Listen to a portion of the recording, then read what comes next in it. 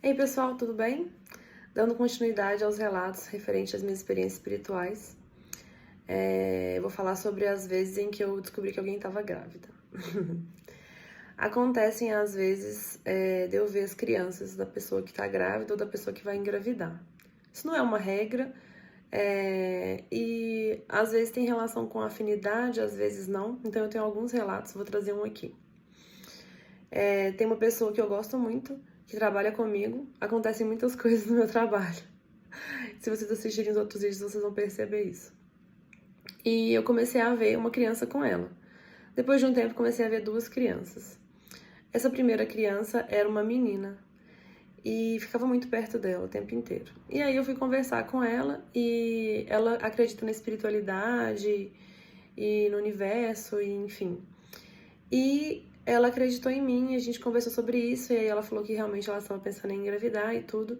E existem alguns relatos de que alguns estudos, enfim, alguns estudiosos falam que as crianças ficam mais ou menos um ano com a mãe antes de nascerem, né, da gestação e tudo.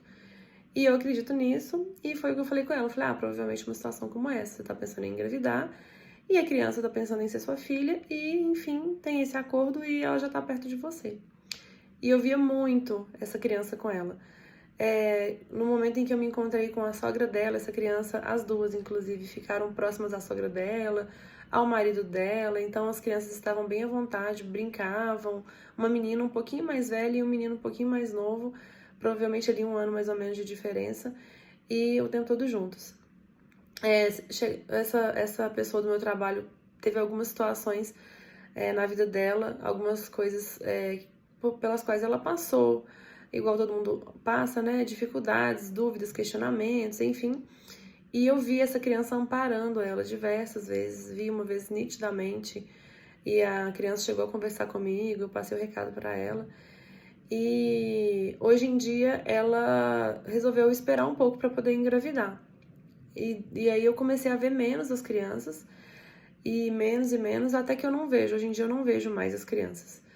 E a gente conversou sobre isso, eu até falei com ela me questionou, será que aconteceu alguma coisa, né? Porque eu desisti de engravidar nesse momento. Eu falei que não, que eu acredito que não, que existem várias pessoas para reencarnar e você tem livre-arbítrio, então a espiritualidade te ampara nas suas escolhas, assim como ampara os espíritos que também precisam reencarnar e que provavelmente essas crianças foram designadas para outra mãe, ou estão aguardando, estão em estudo, enfim, fazendo alguma outra coisa, né? Isso aí eu não sei dizer, mas fica aí o relato de hoje.